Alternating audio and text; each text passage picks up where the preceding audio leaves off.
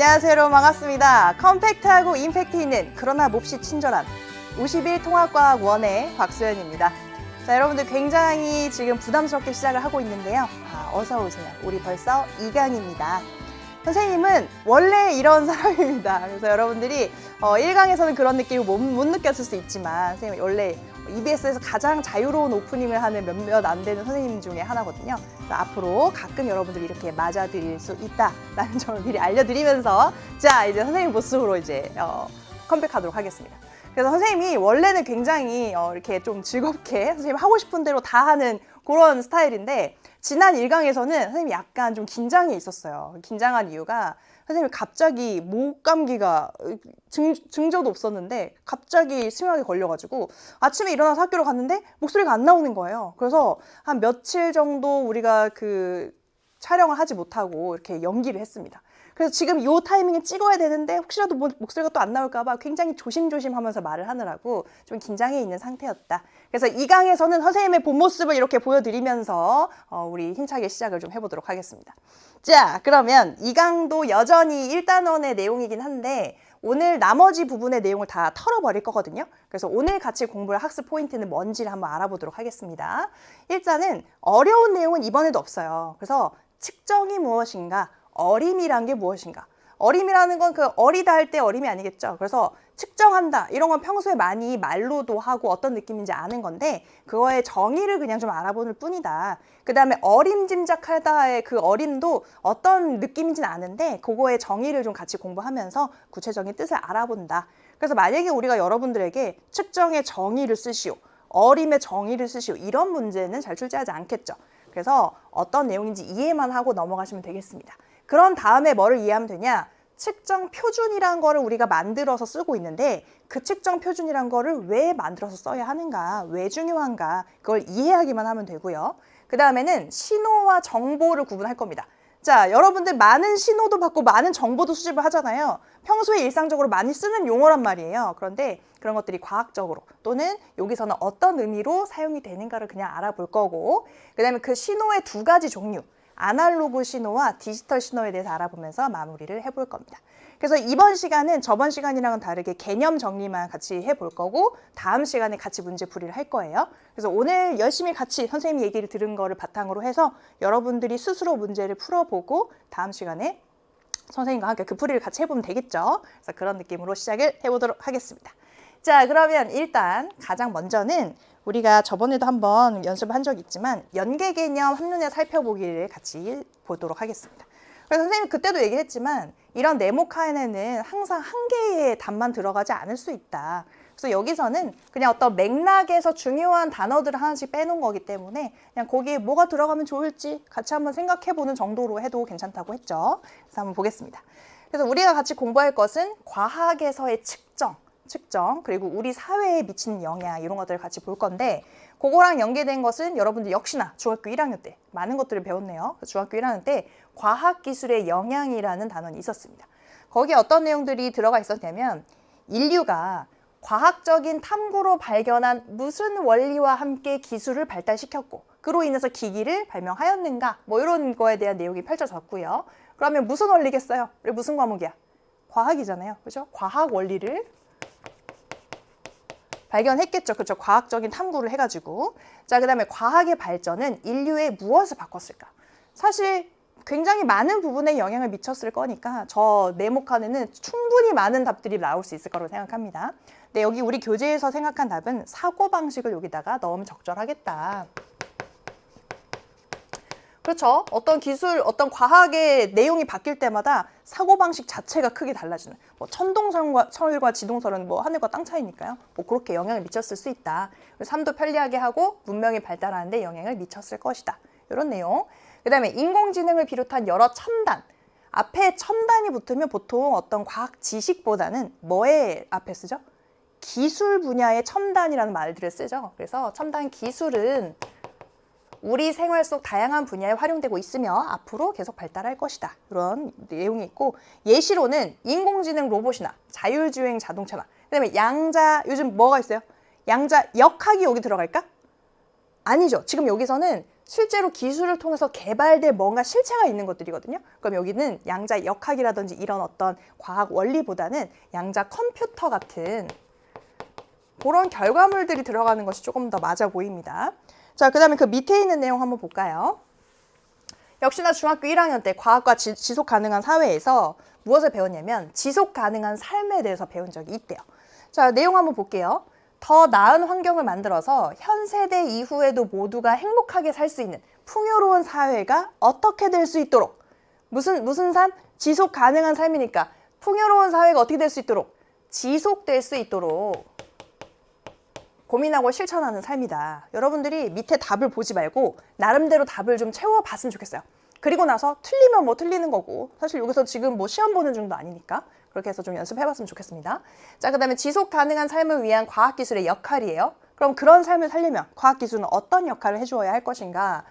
과학기술은 인류가 마주한 문제에 대한 새로운 접근법과 무슨 방안을 마련하는 데 중요한 역할을 할 수 있대요. 자, 그럼 생각해보자. 인류가 마주한 문제에 대해서 새로운 접근법과 무슨 방안이래. 문제가 있으면 뭘 해야 되지? 해결을 해야 되죠. 그렇죠? 해결 방안을 마련하는데 중요한 역할을 한다라는 내용.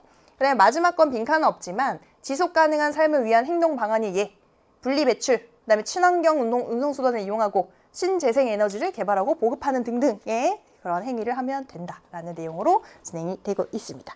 자, 그러면 그 다음 페이지 한번 넘겨볼게요.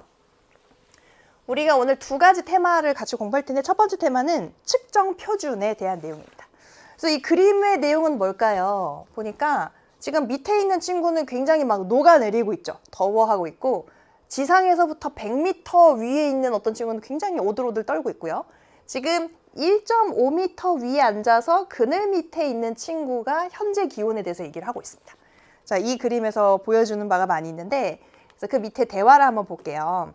그래서 질문이 이겁니다. 그 기온을 측정할 때 기준이 있을까라는 내용인데 A 학생은 기온 그냥 아무 데서나 측정하는 거 아니야? 라고 얘기를 하고 B는 아니지 라고 하니까 B가 맞아. 지면에서 1.5m 높이에서 바람이 잘 통하는 그늘에서 측정을 해야 한다. 그런 조건을 만족을 시켜야 된다라고 얘기를 해주고 있고 그래서 A가 그런 측정 표준을 정해두면 어떤 장점이 있니? 근데 지금 여기 이 A의 요 말에서 중요한 용어가 나왔죠. 측정 표준이라는 이런 용어가 나왔습니다. 그래서 그런 걸 정해두면 어떤 장점이 있어? 그랬더니 정확한 기온에 뭐가 가능하다? 비교가 가능하다. 그리고 같은 방식으로 측정해야 차이가 나지 않을 수가 있다. 차이가 나지 않는다. 이런 것들 얘기를 하고 있고요. 그랬더니 A가 다시 맞아. 만약 한 곳은 햇볕 아래에서 측정하고 한 곳은 그늘에서 기온을 측정하면 차이가 굉장히 클 것 같아. 그래서 그런 조건들을 맞추는 게 우리 탐구에서 굉장히 중요합니다. 자, 그리고 둘째로는 기후 변화의 연구에도 유용하다. 데이터를 많이 모으게 되면 온난화 같은 그런 변화가 일어나는지도 분석을 할 수 있다. 라고 얘기를 하죠. 그래서 오랫동안 기록하면 변화를 더 정확히 알 수 있겠구나. 자, 그리고 셋째로는 날씨 일기예보의 신뢰성이 더욱 높아질 수 있다. 신뢰도를 높일 수 있다는 거죠. 그래서 정확한 데이터로 예측해야 미리 대비할 수 있지 않느냐. 그래서 예보를 하는데 거기에 신뢰도를 높일 수도 있다. 그래서 기온이 정확해야 우리도 폭염이나 한파를 미리 준비할 수 있겠네. 라고 서로 대화를 나누고 있습니다. 그래서 뭐를 정해야 한다? 측정 표준을 정해서 엄격히 지켜야 한다로 마무리되고 있죠. 그래서 우리가 오늘 공부할 내용의 주요 내용 중에 측정 표준이라는 것이 있겠구나라고 생각을 하고 본문의 내용으로 이제 넘어가 봅시다. 근데 우리는 또 눈치코치를 기르는 시간을 조금 가져보고 본문으로 가보려고 해요. 자, 19페이지 옆구리에 있는 개념 체크 문제입니다. 빈칸 한번 채워볼게요. 도구나 장치를 이용해가지고 물리량의 값을 숫자와 단위로 나타내는 것을 뭐라고 하느냐? 두 글자입니다, 여러분. 두 글자, 뭐가 들어갈까? 도구를 써가지고 장치를 써서 측정이라고 하죠. 오늘의 주요 키워드가 측정이거든요. 그래서 측정은 도구나 장치가 있어야 돼요. 그런데 2번, 만약에 측정 도구가 없다. 그래서 알고 있는 정보를 이용해서 물리량을 유추한다. 대략 이 정도 될 것 같은데 그런 걸 뭐라 그래요? 그런 거는 어림이라고 합니다. 어림 짐작할 때 어림. 그래서 도구나 장치를 이용해서 정확히 재는 건 측정, 그런 도구 없이 정보를 이용해서 유추하는 건 어림. 근데 만약에 도구가 있더라도 이게 정확하게 딱 떨어지지 않는 어떤 눈금과 눈금 사이에 있다거나 뭐 이런 경우에는 또 어림을 해야 되는 경우들도 있습니다. 자, 그리고 OX 문제 풀어볼게요. 측정을 통해서 실험 결과를 정확하게 비교할 수 있다. 근데 지금 이 밑에 있는 걸 먼저 한번 풀어볼까요? 측정값은 여러분 오차가 있을까요? 없을까요? 오차라는 게 존재할 수가 있습니다. 그래서 오차가 없다는 X가 답이거든요. 오차가 반드시 존재할 수밖에 없어요. 그래서 완전히 정확하게 재려고 하겠지만 어느 정도는 존재를 한다. 어느 정도는. 그래서 측정을 통해서 실험 결과를 정확하게 비교할 수 있다에 정확하게 약간 여러분들이 조금 거슬렸을 수도 있는데 여기서의 포인트는 어느 정도 측정을 했으니까 그래도 우리가 믿을 수 있는 그런 값이 있을 거고 그거를 비교할 수 있다에 초점을 좀 맞춰주는 게 좋겠습니다. 이 문장에서는. 그러면 실험 결과를 비교하는 것이 가능하겠죠. 어느 정도는 신뢰성 있게. 그래서 요거는 맞는 것으로 체크를 해줄 수가 있겠고 그다음에 적절한 말을 한번 골라볼까요? 무엇, 어림 또는 측정 중에서 무엇을 하면 측정 계획을 세우고 측정 도구를 선택할 때 도움이 된대요. 자, 근데 만약에 측정 계획을 세우기 전에 측정을 하나요? 아니죠. 어림을 먼저 하고 대략 이 정도 될 것 같으니까 그렇다면 지금은 어떤 도구를 쓰는 게 맞겠다. 어떤 방법으로 측정하는 게 맞겠다를 정한 다음에 그 다음에 측정이라는 본론으로 들어가게 되는 거죠. 그래서 저기서는 측정보다는 어림이 적당해 보입니다. 그래서 우리는 측정과 어림에 대해서 공부를 하겠구나 라는 느낌이 팍 오죠. 그죠? 그러면 본문으로 한번 들어가 봅시다. 측정입니다. 그래서 보면은 측정이란 도구나 장치를 이용한다. 뭐 자가 됐든 뭐 눈금 실린더가 됐든 그런 것들이 있겠죠. 그래서 그런 걸 이용해서 어떤 물체나 현상의 크기, 양 또는 정도를 숫자와 단위로 나타내는 과정입니다. 숫자와 단위의 곱으로 그런 물리량을 나타내게 되는 거예요. 자, 그다음에 측정을 위해서는 정해진 단위와 기준을 사용해야 합니다. 그래서 누구나 같은 방법으로 결과를 얻을 수 있어야 되고요. 우리가 그런 단위들, 저번에 SI 단위계 이런 것들 공부를 했단 말이에요. 그래서 그런 단위, 정해진 단위를 써야 한다. 그리고 눈금을 읽을 때는 만약에 이런 어떤 여기서 여기까지 눈금이 있는데 어떤 것들이 이제 길이를 잴 때 요 정도 왔다고 칩시다. 여기까지 왔어. 그럼 이 눈금을 읽어줘야 되잖아요. 그럴 때는 이 한 칸을 10등분 해가지고 이게 10등분 했을 때 대략 어느 정도 왔다를 그렇게 해서 읽어줄 수가 있다는 내용이에요. 자, 그 다음에 측정이 필요한 이유는 과학 실험에서 결과를 정확하게 비교하고 검증할 수 있습니다. 딱 어떤 정해진 방법으로 측정을 해야 그 결과를 믿을 수 있겠죠.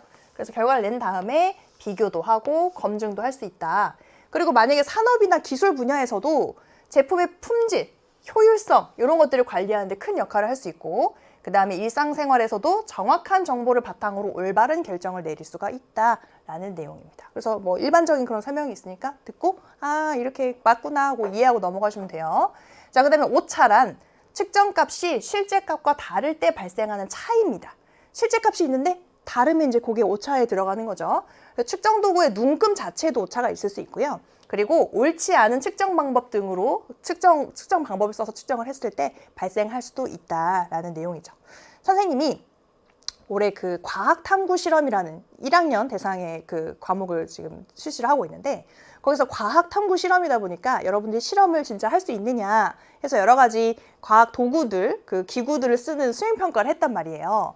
그래서 눈금 실린더 이렇게 주고 거기다가 용액을 담아 놓은 다음에 자, 값을 읽어보세요 해서 이제 수행 평가를 받습니다. 그런데 그 눈금을 제대로 읽은 친구가 그래도 우리가 인정할 수 있는 그런 오차 범위 안에서 읽은 친구가 25명 중에 한 4-5명 정도 되고요. 나머지는 어떻게 저 값이 나오지? 이런 값들을 읽더라고요. 그래서 여러분들이 생각보다 이 측정하는데 익숙하지가 않구나. 사실 우리가 일상생활에서 측정할 일이 잘 없다는 거를 선생님 그때 깨달았죠. 그래서 조금 더 이런 경험을 많이 시켜줘야 되겠구나. 여러분들도 일상생활에서 가능하면 어떤 이런 도구들이 있을 때 거기다 측정하는 것들을 좀 연습을 해보면 그것도 늘 수 있으니까요. 그래서 이런 실험 기능 같은 것들도 조금 익히시면 좋겠습니다. 자, 그래서 오차라는 게 발생할 수 있는데 많을수록 이게 좋지 않겠죠. 그래서 오차를 어떻게든 줄여나가려고 노력을 해야 합니다. 자, 그 다음에는 어림이에요. 그래서 어림은 측정 도구 없이 현재 알고 있는 정보와 논리적인 사고를 바탕으로 그 양의 대략적인 크기를 추론하고 예측해서 근사값을 얻는 방법이다. 우리가 그래도 어느 정도 1m에 대한 그런 개념이 있잖아요. 그래서 어떤 사람을 딱 봤을 때 막 자를 들이대지 않더라도 아, 저 사람의 키는 한 170은 넘을 것 같다 라든지 뭐 180 정도 될 것 같다, 이런 어떤 어림이 가능하단 말이죠. 그래서 그런 일상생활에서도 이 어림을 사용을 많이 하고 있습니다. 어림이 왜 필요할까? 측정 계획을 세우고 측정 도구를 선택할 때 도움이 된다. 아, 저 사람이 키가 한 180 정도 되는데 10cm 자를 가지고 측정하는 건 옳지 않겠죠. 그렇죠? 그래서 그 정도 되니까 그거를 잴 수 있는 어떤 도구를 이용해야 되겠구나 라든지 그런 계획을 세울 수 있다는 거예요. 그리고 효율적인 측정 계획과 수행을 돕고, 그 다음에 측정 결과랑 비교해서 측정값의 의미를 파악할 수 있다고 합니다. 그런 결과 새로운 지식의 생산을 촉진한대요. 이게 무슨 말이냐? 내가 어림 짐작했을 때는 이럴 것 같았는데 실제로 측정을 해보니까 달라. 왜 다르지? 그런 거를 생각하는 과정에서 새로운 지식이 생산이 될 수가 있다는 얘기입니다. 그래서 그런 예시로 지금 에라토스테네스 얘기가 나오거든요. 에라토스테네스는 여러분들이 그 중학교 때 이미 한번 배운 바가 있을 거예요. 우리가 기록상 세계 최초로 지구의 둘레를 계산한 사람이다, 이렇게 아마 알고 있을 텐데, 에라토스테네스는 이 BC가 뭐죠? BC? 이 기원전이란 뜻입니다. 그래서 before Christ, 그래서 예수 이전을 의미하는 거고요. 그래서 기원전 276년부터 194년까지 살았던 사람이니까 이 사람이 이제 활동 시기는 그 사이에 있다고 볼 수 있겠죠. 이 사람은 하진날 정오에 시에네라는 지역에 수직으로 세운 막대기에 그림자가 생기지 않는 것을 관찰했습니다. 이게 무슨 말이냐? 그래서 이때는 사람들이 지구가 평평하다고 믿었고요. 그래서 지금 시에네라는 지역에 막대기를 하나 세웠죠. 그래서 우리는 태양이 굉장히 거대하고 크니까 태양에서 오는 빛은 이렇게 평행해서 이렇게 내리쬐다고 생각을 하면 되고, 그랬을 때 지금 여기에 이렇게 해서 바로 위에서 수직으로 이렇게 빛이 오고 있기 때문에 이 밑으로 그림자가 발생하지 않았다는 거예요. 그런데 그랬다면 다른 지역에 세운 막대기에도 어쨌든 위에서 바로 이 빛이 내리꽂을 테니까 이런 그림자가 생기지 않아야 되겠죠. 꼭 시에네가 아니더라도. 그래서 그러겠거니 하고 어림짐작을 했는데 실제로 보니까 여기 그림자가 생겼더라. 그럼 이건 뭐지? 뭐가 잘못됐을까? 뭔가 잘못됐죠. 전제가 잘못됐어. 지구가 평평하다는 전제가 잘못됐구나를 여기서부터 깨닫게 된 겁니다. 그래서 거기서부터 착안해서 이 그림자의 길이를 비례식을 활용해가지고 이 전체 둘레를 구하게 되는 그런 과정으로 발전하였다라는 거예요. 그래서 지금 여기에 우물 안이 환히 내려다 보이니까 아, 이게 바로 요 머리 위에 떠 있구나. 근데 다른 지역에서는 그렇지 않네? 왜일까? 아, 지구가 평평하지 않기 때문이구나. 이런 식으로 해서 사고를 전개하게 되었다. 지구는 둥글구나를 알게 된 그런 상황입니다. 자, 그리고 다음 페이지로 넘어가 볼게요. 20페이지입니다. 역시나 개념 체크 문제 한번 보겠습니다. 빈칸 채우기에 어떤 물리량을 도구나 장치로 측정, 그죠? 도구나 장치로 재는 걸 측정이라고 했는데, 측정할 때 기준이 되는 값이나 규칙을 무엇이라고 할까? 네 글자인데요. 앞에서 우리가 본 적이 있습니다. 측정 표준이죠. 측정 표준이라고 할 거예요.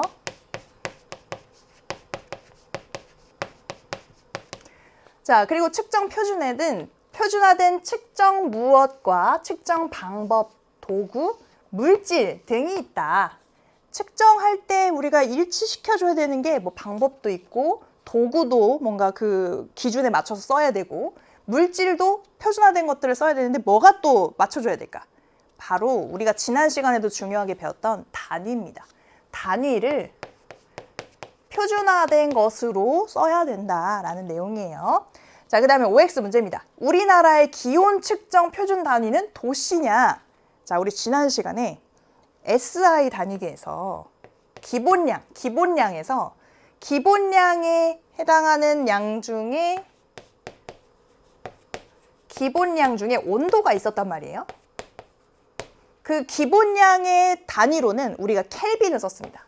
그래서 우리가 평소에는 도시 쓰지만 이런 기본량의 단위로는 켈빈 씁니다. 그런 얘기를 했었죠. 그런데 여기서의 전제 조건은 우리나라에서 기온을 측정하는 표준 단위를 물어봤죠. 그러니까 이건 좀 다를 수 있는 거예요. 우리나라의 기준이니까. 그래서 이거는 도시가 맞습니다. 우리 일기예보 봐도 다 도시로 얘기를 하잖아요. 그렇죠? 그렇다. 그 다음에 자동차의 속력 측정 표준 단위는 미터 퍼 세크이다. 여러분들이 부모님 자동차 타고 다니고 이럴 때 앞에 이렇게 계기판이 있죠? 그럼 속도를 어떻게 나타내더라? 미터 퍼 세컨드 초속으로 나타내나요? 아니죠. 우리는 시속을 씁니다. 그래서 킬로미터 퍼 아워를 쓰죠. 시속. 그래서 뭐 60km per hour다 이런 식으로. 그래서 우리가 어린이 보호구역에서는 30km per hour 이하로 가야 한다 이렇게 얘기를 하죠. 그래서 초속으로 쓰지는 않는다. 그래서 이건 X. 측정 표준을 활용하면 정확하고 일관되게 측정을 할 수 있겠죠. 그렇죠. 그렇겠죠. 그래서 표준을 쓰는 거겠죠. 그 다음에 미터 원기의 단위는 킬로그램과 미터 중에 뭘까? 이거야말로 눈치 코치죠. 미터 원기 뭔지 모르겠어. 그치만 이름에 뭐가 들어가 있지? 미터가 들어가 있죠? 그러니까 그거의 단위는 미터겠지, 킬로그램보다는. 이 미터 원기의 원기는 뭐냐면 미터의 기원이 되는 기구라는 뜻입니다. 기원이 되는 기구. 그래서 미터의 기원에 해당하는 그 기준점이 되는 그런 어떤 그 구조물이거든요. 그 철로 만든 구조물인데 그거의 단위는 미터를 쓰겠죠. 그렇죠? 그래서 그런 내용에 대해서 우리가 지금부터 공부를 더 본격적으로 해보려고 합니다. 자, 측정 표준이란 어떤 양을 측정할 때 기준이 되는 고정된 값이나 규칙이다. 그렇죠? 측정할 때 기준점으로 삼을 수 있는 그런 값이 될 수도 있고 규칙 자체가 될 수도 있다는 얘기입니다. 방법 자체. 자, 그 다음에 측정 표준의 역할은 여러 사람이 같은 표준을 이용하면 일관되게 측정할 수 있다. 우리나라에서 측정하든 미국에서 측정하든 세계 어느 곳에서 측정하든 같은 어떤 표준을 이용한다면, 그렇죠? 그 다음에 측정 표준은 과학, 기술, 일상생활에서 정확한 비교와 계산을 가능하게 합니다. 그렇겠죠. 자, 측정 표준의 종류는 아까 빈칸에 측정 단위가 빈칸으로 나왔었고요. 그 다음에 측정 방법도 표준화 될 수 있고 도구와 쓰는 물질 자체도 표준으로 측정 표준으로 삼을 수가 있다라는 내용이 되겠습니다. 자, 그래서 아까 잠시 등장했던 미터 원기에 대한 설명이에요. 그래서 미터 원기 이렇게 생겼습니다. 1m를 얘를 기준으로 잡는, 그래서 기원이 되는 기구다 이렇게 이름을 붙인 건데 얘는 처음에 1m를 어떻게 정의를 했냐면 1799년에 북극과 적도를 잇는 지구 좌우선, 이게 뭔지 모를 수 있으니까. 자, 우리가 지구가 있죠. 그러면 지구에 북극과 남극이 있잖아요. 그럼 얘를 이렇게 직선으로 잇는 거예요. 뭐 이제 앞에서 봤을 때는 이렇게 될 텐데 만약에 조금 옆에서 보면 이게 이런 느낌으로 될 수 있겠죠. 그쵸? 하지만 최단 거리로 북극과 남극을 잇는 선을 지구 좌우선이라고 합니다. 그럼 그냥 이렇게 최단 거리처럼 보이는 걸로 그어볼게요. 이렇게 앞에서 이렇게 봤다고 치고. 자, 그럼 요거를 이게 천만 분의 1로 나눕니다. 이 거리를. 그래서 1000만 분의 1에 해당하는 그 거리를 우리가 1m라고 하자 이렇게 정한 거죠. 그래서 그만큼을 이 미터 원기로 만들었어요. 그런데 이 미터 원기는 보관 환경의 온도, 습도에 따라서 좀 달라질 수 있고요. 그 다음에 세월이 지나면 마모가 생길 수도 있거든. 그래서 길이가 변할 수 있다는 문제점이 있었어. 그래서 우리는 측정 표준이라는 거는 변하면 안 되잖아요. 그래서 정확하고 일관된 기준을 유지하기 어렵다는 문제를 제기가 되었고요. 그래서 1983년부터는 1m를 빛이 진공에서 2억 9,979만 2,458분의 1초 동안 이동하는 거리. 왜냐면 빛은 1m 동안 요 거리를 이동하거든요. 그러면 그 1m를 구하려면 그거 분의 1로 나눠주면 되는 거거든요. 그래서 그 초 동안 이동하는 거리를 기준으로 다시 정의를 하게 됐습니다. 이게 숫자만 봤을 때는 아니 왜 이런 짓을 하나, 저 숫자를 맞추기가 더 어려울 것 같은데 이런 생각을 하지만 우리가 빛이 진공에서 이동하는 거리는 달라지지 않기 때문에, 그렇죠? 그래서 이 세월이 지나더라도 달라지지 않기 때문에 그거를 기준으로 삼게 되었다. 그래서 이런 숫자를 기억할 필요는 없어요. 그래서 요즘은 빛이 이동하는 거리를 가지고 그 1m의 그 기준을 삼게 되었다라고 그냥 이해하시면 되겠습니다. 자, 그러면 일상생활에서는 측정 표준을 어떤 것을 정해서 쓰고 있느냐 이런 건데 이미 우리가 일상생활에서 많이 쓰고 있는 거기 때문에 이해하시면 될 것 같아요. 그래서 미세먼지 농도 어떻게 재나요? 측정 표준 단위는 세제곱미터당 마이크로그램입니다. 요거를 그냥 읽자면 마이크로그램 퍼 세제곱미터가 되겠죠. 그럼 쉽게 얘기해서 1세제곱미터라는 요런 부피 안에 몇 마이크로그램이나 미세먼지가 돌아다니느냐 그걸로 잰다는 얘기입니다.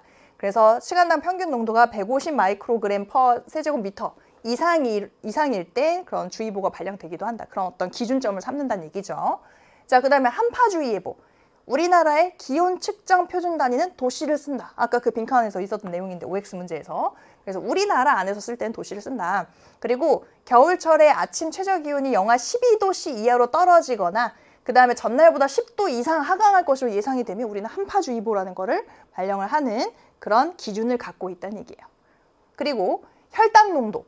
요즘 그 젊은 층에서도 이 혈당 문제가 굉장히 심각합니다. 그래서 워낙 당이 많이 포함된 음료를 요즘 많이 팔다 보니까 그런 것들을 너무 많이 먹어가지고 당뇨병 위험들이 다 있거든요. 그래서 여러분들도 조심하셔야 되는데 이 혈당 측정 표준 단위는 밀리그램 퍼 이거 뭐죠? 처음 보는 단위인 것 같은데 DL 뭐예요? DL.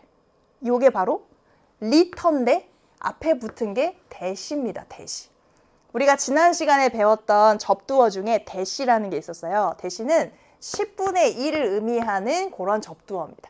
그래서 리터보다는 그거 이제 10분의 1에 해당하는 그런 양이란 얘기죠. 그러면 밀리그램 퍼 데실리터로 표기를 하는데 126 밀리그램 퍼 데실리터 이상이면 당뇨병으로 진단을 한대요. 자, 그러면 데실리터를 리터로 표기를 해보면 이거는 0.1리터입니다. 그쵸? 그러면 요거를 밀리리터로 바꿔보자. 밀리리터. 리터를 1000분의 1로 조각낸 것이 리터를 1000분의 1로 조각낸 것이 밀리리터잖아요. 그러면 0.1리터는 100밀리리터예요. 100밀리리터. 그래서 지금 이 데실리터 기준은 100밀리리터당 몇 밀리그램 들어있니랑 똑같은 내용이에요. 그래서 여러분들이 이제 어림 한번 해봅시다. 여러분들이 그 우유 한 팩, 작은 거 한 팩이 200ml잖아요. 그거에 한 반 정도에 몇 밀리그램이 들어있느냐로 측정하는 게 혈당이다. 그러면 거기 안에 126mg 이상이면 당뇨병으로 진단한다는 거예요. 약간 조금 더 의미가 와닿죠. 이렇게 조금씩 우리가 알고 있는 그런 단위로 바꿔보면. 그래서 그렇게 측정할 수 있다라는 내용이고, 그 다음에 층간소음은 데시벨을 씁니다. 데시벨. 우리 데시 배웠던 거 10분의 1에 해당하는 벨의 10분의 1이죠. 그래서 뭐 39데시벨, 34데시벨 뭐 그런 규제의 그 값을 갖고 있다는 얘기고요. 자동차 속력은 킬로미터 퍼 아워, 킬로미터 기준으로 시속으로 얘기를 하게 된다. 그런 내용이고, 자동차 부품들도 각각마다 정해진 표준 크기가 있습니다. 그래서 그 크기를 벗어나서 만들면 시간이 지나서 부품을 공급받았는데 안 맞을 수 있단 말이에요. 그래서 정확하게 그 부품의 규격을 지켜서 만들어야만 한다라는 내용으로 이어질 수가 있겠죠. 자, 그러면 오늘의 두 번째 테마면서 전체 중에서 세 번째 테마로 넘어가겠습니다.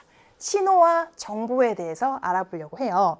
그래서 지금 보니까 굉장히 신성해 보이는 그런 그림이 나와 있는데, 지금 가운데 있는 이 주인공이 누구예요? 바로 스마트폰입니다. 그래서 스마트폰이 뭐 AI와 쇼핑과 뭐 여러 가지 뭐 재테크 뭐 이런 것들도 다 담당을 하고 있는데, 그래서 얘에 대해서 대화를 이렇게 나누고 있죠. 스마트 기기로 어디까지 가능할까? 그래서 보면은 요즘 스마트 기기로 공부도 하고 건강도 챙긴다며 얘기를 하고 있어요. 태블릿으로 강의도 듣고 스마트워치로 운동 기록도 할 수 있다. 그런 정보들은 어떻게 전달되는 거야? 이런 질문 훌륭하죠. 어떻게 그런 정보들이 전달될 수 있지? 다 신호 덕분이다. 그래서 예를 들어서 센서가 내 심박수를 전기 신호로 바꿔서, 여기서의 포인트 중에 내 심박수라는 정보를 전기 신호로 바꿔준다는 거. 자, 그래서 기기에 전달한다. 아, 그러면 신호가 정보를 전달하는 통로 같은 거라고 볼 수 있구나. 그렇지. 또 일상생활에서는 스마트폰으로 자동차, 요리, 은행, 조명 조절 같은 것들도 다 처리가 가능해. 그래서 그런 것들도 다 무선 신호로 작동할 수 있는 거야? 그렇지. 와이파이나 블루투스 같은 그런 기능을 통해서 정보를 주고받을 수 있다. 여러분들도 좀 평소에 궁금하지 않아요? 어떻게 내가 보낸 정보가 선도 없이 저기에 전달이 될 수 있을까? 그래서 우리가 너무 흔하게 써서 이미 알고 있지만 그 기본 원리를 더 들어가 보면은 굉장히 궁금한 것들이 오히려 더 많이 생깁니다. 그래서 스마트 기기는 진짜 신호와 정보의 집합체네. 그래서 지금 스마트폰을 굉장히 찬양하고 있거든요. 하지만 여러분들 잘 알고 있죠? 우리가 열심히 공부하는데 가장 방해가 되는 것은 바로 이 스마트폰이다. 그래서 여러분들의 앞으로의 성적은 이 스마트폰 사용 시간에 반비례한다고 생각하시면 됩니다. 그래서 내가 성적을 많이 올리고 싶다. 스마트폰 사용 시간을 확 줄여야 되죠. 그죠? 그래서 그 조절을 열심히 잘 하셔야 돼요. 특히나 중하위권 친구들일수록 그런 유혹을 잘 못 견디고 계속 거기 빠져 있는 경우가 있는데, 여러분들 앞으로의 뭔가 도달하고 싶은 목표가 있다면 꼭 그거부터 조절을 좀 하셔야 됩니다. 자, 그럼 우리는 22페이지 옆구리에 있는 개념 체크 문제 보겠습니다. 빈칸 먼저 채워볼게요. 여러분들이 요거를 지금까지 나왔던 용어들 중에서 유추해서 쓸 수 있으면 굉장히 눈치코치가 있는 건데, 일단 자연에서 일어나는 변화가 여러 가지 형태로 전달되는 것이에요. 그 변화는 뭐 온도의 변화일 수도 있고요, 어떤 광량의 변화일 수도 있고, 아무튼 그런 여러 변화가 여러 가지 형태로 전달되는 것 자체, 두 글자 뭘까요? 시옷, 히읗. 그렇습니다. 신호라고 할 수 있죠. 신호라고 합니다. 그런 것들을. 그래서 신호라는 게 우리가 일반적으로 많이 사용하는 용어인데, 이렇게 또 풀어서 보니까 조금 더 신선합니다. 그 다음에 자연의 여러 가지 신호를 전기 신호로 변화하는 장치. 아까 우리가 심박수 같은 거, 그런 어떤 신호를 전기 신호로 변화하는 장치가 있는데, 그걸 두 글자로 뭐라 그랬어? 바로 센서라고 불렀죠. 그래서 앞으로 센서라는 게 무엇인가 하면 자연의 여러 신호를 전기 신호로 바꿔주는 장치구나, 이렇게 생각하시면 됩니다. 그럼 뭐를 바꿔주냐에 따라서 앞에 무슨 센서인지가 이름이 붙을 거고요. 자, 그 다음에 OX 문제입니다. 신호를 분석하고 변환하면 정보를 얻을 수 있을까? 우리가 안 배웠지만 이거는 맞는 것 같죠? 그렇죠? 신호 분석하면 정보가 되지. 그 다음에 빛을 감지해서 전기 신호로 변환하는 장치를 광센서라고 하느냐. 자, 일단 센서는 뭐였죠? 센서란 뭐를 전기 신호로 변환해주는 장치였어요. 어떤 신호를. 자, 그런데 지금 빛을 감지해서 변환하는데, 그러면 빛광자 써서 광센서라고 충분히 부를 만하죠. 그렇죠? 맞습니다. 맞는 내용이에요. 자, 그 다음에 적절한 말을 골라보자. 자, 기온이라는 어떤 신호가 있습니다. 그럼 기온으로 알 수 있는 정보는 날씨가 맞을까요? 건강 상태가 맞을까요? 물론 이제 뭐 이렇게 조금 나이가 지긋하신 분들은 이 기온으로도 건강 상태가 좀 달라질 수도 있지만, 직접적으로 우리가 바로 알 수 있는 정보는 날씨라고 볼 수가 있겠죠. 이게 조금 더 알맞겠죠. 자, 그 다음에 물체가 받는 압력을 감지해서 전기 신호로 변환하는 장치입니다. 그럼 뭔가를 감지해서 전기 신호로 변환하는 장치는 우리가 뭐라고 한다고 했어? 센서라고 한다고 그랬잖아요. 근데 지금 뭘 감지한다고? 압력을 감지한다고. 그럼 뭐라고 불러주는 게 맞겠다? 압력 센서라고 불러주는 게 맞겠다. 그죠? 배우지도 않았는데 이제 잘 풀 수 있습니다. 자, 그러면 요거를 구체적으로 한번 확인을 해봅시다. 자, 신호란 무엇인가? 신호란 자연에서 일어나는 변화가 여러 가지 형태로 전달되는 것을 말합니다. 여러 변화가 전달이 되는 것, 그거 자체가 신호가 된다. 자, 그래서 빛이라든지 소리라든지 지진이 일어나서 생기는 지진 변화, 온도, 압력, 전류, 뭐든 자연에서 일어나는 변화가 전달이 되면 그건 다 신호라고 할 수가 있다는 거예요. 자, 그 다음에 정보란 무엇이냐? 정보는 신호를, 아까 그 자연에서 발생한 그런 것들, 그 신호를 측정하고 분석합니다. 측정도 하고 분석해요. 그래서 의미 있는 자료로 변환을 한 것. 그래서 자연의 변화를 이해하고 유용한 정보를 얻을 수 있다. 그렇게 변환하고 나면. 그래서 지금 그걸 측정해서 만약에 지진이 일어났는데 그 지진이 정확히 어떤 크기로 발생을 했다. 그런 것들로 이제 정보를 얻을 수 있다는 겁니다. 그래서 감각기관이나 도구를 활용해서 자연에서 발생하는 다양한 신호를 받아들이고 이를 분석해서 얻은 정보를 다양하게 활용할 수 있다. 그래서 보면은 신호에 해당하는 거는 지금 현재의 기온은 뭐죠? 대기의 온도예요. 대기의 온도를 측정해. 그리고 습도를 측정해. 기압도 측정해. 이런 것들은 신호인데, 그걸 측정해서 종합하면 아, 지금 현재 날씨가 이렇고 앞으로 어떻게 될 수 있겠다. 이런 것들이 유추가 가능하다는 거죠. 그래서 날씨를 알 수 있다. 날씨라는 정보로 이어질 수 있다. 그 다음에 체온이나 심장 박동수 이런 어떤 신호가 있을 때 그런 것들을 바탕으로 해서 분석하면 건강 상태라는 정보를 얻을 수 있다. 자, 그리고 물체에서 반사돼서 눈에 입사된 빛 자체도 신호거든요. 그것도 신호야. 그러면 물체의 모양이나 색깔이나 위치 같은 정보를 우리 뇌가 종합해서 판단해내는 거죠. 그죠? 자, 그 다음에 지진파라는 신호가 있다. 그럼 우리는 그걸 분석해서 발생이 어디서 됐는가, 규모가 어떠한가, 그리고 피해가 어느 정도 발생할 것인가를 파악할 수 있다는 겁니다. 그래서 신호를 바탕으로 정보를 얻을 수 있다. 그래서 여기서 무엇이 신호고 무엇이 정보냐, 그런 것들도 어느 정도 이제 분리를 해서 파악할 수 있으면 좋지만, 아무튼 신호를 기반으로 해서 우리가 필요한 정보를 획득한다. 그런 큰 틀에서 이해를 하시면 되겠습니다. 자, 그럼 그 다음은 센서예요. 센서는 아까 뭐였어? 자연의 다양한 신호를 감지해서 뭘로? 전기적인 신호로 변환해주는 장치를 우리는 센서라고 통칭했습니다. 하지만 종류가 많이 있겠죠. 그래서 이 센서는 그런 정보를 받아들일 수 있기 때문에 인간의 감각기관과 유사한 역할을 할 수 있다. 우리는 감각기관을 통해서 그걸 하는데 그런 전자기기 같은 것들이 이런 센서를 통해서 정보를 입수하는 거죠. 자, 그래서 센서의 종류로는 그 밑에 다 설명이 돼 있지만 여기서는 이름만 선생님이 제시를 했거든요. 각각에 대해서 한 번씩 우리가 설명을 읽어보도록 할게요. 자, 광센서. 뭐를? 빛에 대한 정보를 입력을 하겠죠. 광센서니까. 그래서 우리 교재에 설명하기로는 빛을 감지해서 전기 신호로 변환하는 장치다. 그래서 들어오는 빛의 양에 따라서 전기 신호의 전류나 전압이 바뀜으로써 그 신호를 이렇게 구분을 해낼 수 있다라는 내용으로. 그래서 여기서 보면 뭐 자동 조명이나 스마트폰 화면 밝기 조절. 그래서 우리가 어두운 데 있다가 조금 밝은 데로 가면 화면이 더 이제 쨍해지잖아요. 약간 그런 느낌으로 조절해 주는데 이용될 수 있다는 얘기예요. 자, 그 다음에 화학 센서는 뭘 감지하는 거야? 화학을 감지한대.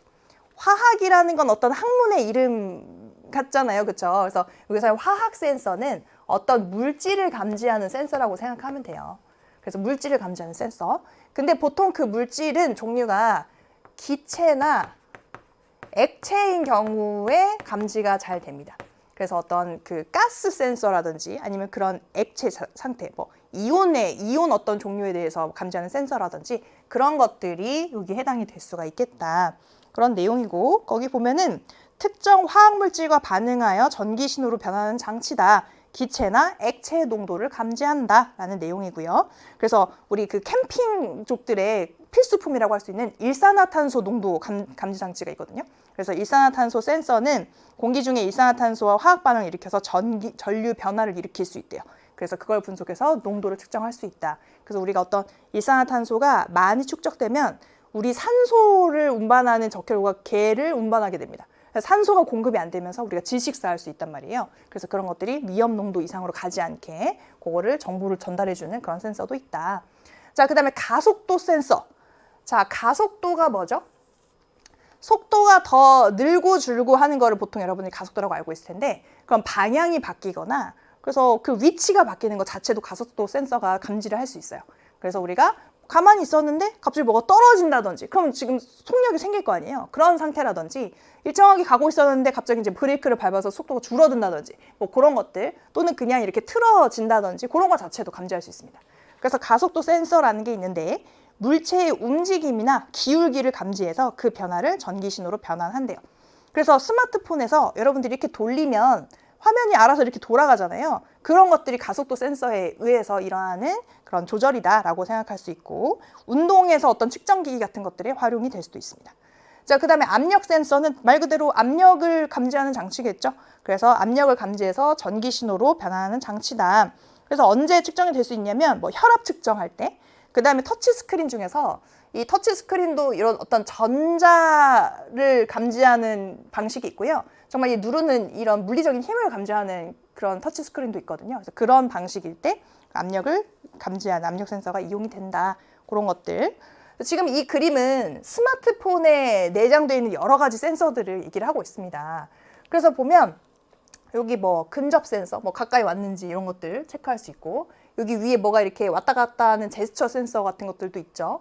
그리고 자이로 센서는 뭐냐면요, 이 가속도 센서를 보완할 수 있는 센서인데, 이 자이로 센서는 가속도 아니고 각속도를 감지합니다.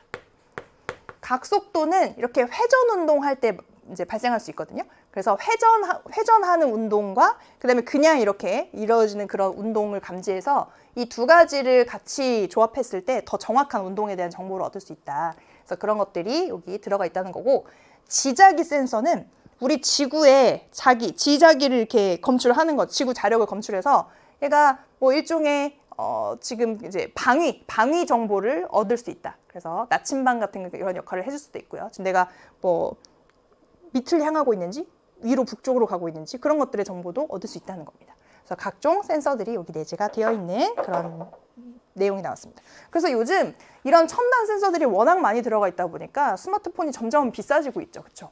그리고 자동차에도 요즘 각종 센서들이 내재가 되면서 점점 뭐 생산 단가도 올라갈 수 있겠고, 만약에 어떤 접촉 사고 같은 것들이 났을 때 그런 여러 센서들이 고장이 나면서 더 수리하기도 더 어려워질 수도 있고, 그래서 이런 센서들이 우리 생활에 편리함을 주는 것도 맞지만 그런 부분에서는 수리에 어떤 문제가 더 생길 수도 있고, 그런 것들도 고려해야 될 점이긴 하다라는 내용입니다. 자, 그 다음에 이제 마지막 내용입니다. 오늘 23페이지 개념 체크 문제 한번 풀어볼게요. 연속적으로 변하는 신호와 불연속적인 신호에 대해서 우리가 마지막으로 공부를 할 겁니다. 맨 앞에서 한번 이 용어가 나온 적이 있는데 기억이 나는지 모르겠어요. 그래서 연속적으로 변하는 신호는 우리를 뭐라고 할 거냐면 아날로그 신호라고 합니다. 연속적으로 변하는 신호, 아날로그 신호. 그런데 그렇게 연속적이지 않고 0 또는 1의 이진수로 표현되는 그런 불연속적인 신호를 우리는 디지털 신호라고 합니다. 여러분들은 아마 이게 더 익숙할 수도 있어요. 우리가 뭐 이렇게 영화 같은 곳에서 SF 영화 보면은 배경이 막 01, 01이 막 이렇게 복잡하게 지나가는 그런 장면들이 굉장히 많이 연출이 되는데, 그게 바로 이런 디지털 신호를 의미하는 것이다. 이렇게 보시면 되겠습니다. 자, 그래서 3번에 어떤 정보의 활용으로 실시간 소통과 콘텐츠 공유가 가능해졌다. 여기서의 이 정보는 이 두 가지 빈칸 중에 하나가 들어갈 거거든요. 근데 실시간 소통, 콘텐츠 공유. 요즘 이 콘텐츠 공유할 때 뭐가 더 적합할 것 같아요? 바로 디지털 세상이니까 디지털 정보가 활용이 됩니다. 그래서 어떤 성질을 가지고 있는지 이따 살펴볼 거고, OX 문제. 디지털 신호는 전송 과정에서 손상이 적고 오랫동안 보존할 수 있다. 굉장히 좋은 것 같죠? 이런 좋은 특징을 디지털 신호가 갖고 있어요. 그래서 디지털 신호가 많이 활용이 되고 있는 겁니다. 자, 그 다음에 컴퓨터나 스마트폰은 아날로그 신호를 사용해 정보를 처리하느냐. 컴퓨터, 스마트폰. 누가 봐도 디지털이 어울리는 그런 종류들이잖아요. 그래서 아날로그 신호가 아니고요. 디지털 신호를 이용합니다. 자, 그 다음에 사람이 부르는 노래. 요거는 뭘까? 선생님이 만약에 노래를 부른다고 쳐요. 부르진 않을 거예요. 근데 만약에 노래를 부른다고 치면 이거는 0과 1로 나눠진 그런 느낌은 아니잖아요. 뭔가 음이 연속되고, 그쵸? 공기반 소리반 해서 이렇게 아날로그로 전달이 되겠죠. 그런 자연의 정보는 아날로그 신호입니다. 자, 그럼 이 둘에 대해서 더 자세히 알아볼게요. 아날로그 신호는 시간에 따라서 연속적으로 변하는 신호입니다. 그래서 이건 그냥 자연에서의 여러 신호들은 거의 아날로그라고 보시면 돼요. 그래서 빛이라든지 소리라든지 지진파나 온도, 압력 이런 것들 그냥 일반적으로 우리가 접하는 그런 정보들, 그 상태 그대로의 정보들은 아날로그 신호인 경우가 많다. 그런데 이 아날로그 신호는 연속적이다 보니까 만약에 이거를 다른 데로 전송하거나 이 정보를 전송하거나 그 다음에 저장할 때 그 신호가 손상될 수 있는 그런 단점이 있어요. 왜 그런지는 이따가 이 그래프의 파형을 보면 이해가 될 겁니다. 자, 그 다음에 디지털 신호는 이거랑은 다르게 0 또는 1, 이거 아니면 저거, 이진수로 표현되는 불연속적인 형태의 신호로 나타내요. 그래서 이거는 딱딱 떨어지기 때문에 누가 봐도 이거는 그 상태 그대로로 옮길 수 있기 때문에 전송 과정에서 손상이 적고 오랫동안 그 형태 그대로 보존하는 게 가능합니다. 그리고 많은 양의 정보를 쉽게 가공하고 처리할 수도 있고요. 그 다음에 신호 전송 과정에서도 잡음이 거의 없고 선명하게 전송될 수 있다. 굉장히 좋은 특성들을 많이 가지고 있죠. 그래서 요즘은 이 디지털 신호를 이용을 주로 하게 되는 것이다. 그렇게 해석할 수 있고요. 자, 그래서 이 아날로그 신호와 디지털 신호에 대해서는 이 밑에 있는 그래프를 보면 좀 더 이해가 쉽습니다. 아날로그 신호는 굉장히 연속적으로 이렇게 정보를 가지고 있고, 디지털 신호는 1 또는 0으로 이렇게 표현하고 있죠. 자, 그럼 여러분들이 만약에 이 신호를 그대로 재현을 해야 되는 상황이다. 그냥 만약에 보고 이거를 친구한테 말로 어떻게 생겼는지 설명을 해준다고 생각을 해보세요. 얘는 굉장히 어렵겠죠. 근데 디지털 신호는 자, 처음에 1이다가 어느 순간부터 0이다가 다시 1이 되고 얘는 훨씬 쉽단 말이에요. 그래서 이거를 기기들끼리 전송을 할 때도 이런 신호를 쓰게 되면 훨씬 손상이라든지 소실이라든지 간섭이라든지 이런 것들이 훨씬 적을 수밖에 없다. 그래서 그런 내용입니다. 신호의 변환이라는 것은 컴퓨터와 스마트폰 등 대부분의 전자기기는 디지털 신호를 그래서 이용을 하게 되는 것이다. 그래서 아날로그 신호를 디지털 신호로 변환하는 과정이 필요하겠죠. 예를 들어서 지금 선생님이 얘기하는 것도 여러분들이 그 집에서 듣게 될 때는 이걸 디지털 신호로 변환해서 그게 다시 여러분들의 스피커로 출력이 되는 거거든요. 그 디지털 신호로 변환을 해야 돼요. 선생님의 이 말은 아날로그 신호니까. 그래서 그렇게 변환을 할 텐데 이거를 이렇게 그대로 옮기기는 쉽지 않다. 그래서 그 과정에서 이 신호의 변형이라든지 어떤 손실이라든지 그래서 그런 부분들이 생길 수밖에 없기 때문에 최대한 이 간격을 좁혀서 요거를 그대로 형태를 구현하도록 노력을 하고 있는 겁니다. 그래서 그것을 디지털 신호로 바꿨을 때 또는 그 디지털 신호를 다시 출력했을 때도 크게 손실되지 않도록 우리가 노력하고 있다. 이렇게 볼 수가 있겠죠. 자, 이렇게 해서 오늘의 내용은 다 마무리가 됐습니다. 사실 그 밑에 디지털 정보와 현대 문명이라는 파트도 있긴 한데 여러분들이 그냥 한번 읽어보면 충분히 상식 수준에서 이해되는 그런 내용들이 전개되어 있기 때문에 거기에 대해서는 따로 설명하진 않을게요. 그래서 오늘 우리가 배운 내용 중에 디지털 신호, 아날로그 신호 이런 내용들이 굉장히 중요한 내용이었죠. 그래서 그런 부분에 대해서 여러분들이 복습 많이 하시고 그 다음에 여러분들의 힘으로 문제를 풀어보셨으면 좋겠습니다. 여러분들의 힘으로 문제를 푼다는 거는 뭐냐면 누구한테 물어봐서 풀지 말라는 게 아니고요. 여러분들이 머릿속에 있는 걸로만 꺼내서 풀으라는 얘기예요. 그래서 앞에 우리 개념 정리되어 있는 이 교재를 훑어보면서 다시 돌아가서 보고 푸는 그런 방식이 아니라 내 머릿속에 있는 것만으로도 어디까지 풀어낼 수 있는지를 측정한다. 이렇게 생각하시고 틀려도 괜찮습니다. 지금 시험 보는 거 아니잖아요. 그러니까 틀리는 거는 뭐 아무렇지 않게 그거에 대해서 내가 더 보충해서 앞으로 알아나가면 되는 거니까 그런 마음가짐을 가지고 우리가 문제풀이를 해보도록 하겠습니다. 자, 그러면 다음 시간에 선생님이랑 같이 그 과정 함께 해보도록 하고요. 오늘 고생 많이 하셨습니다.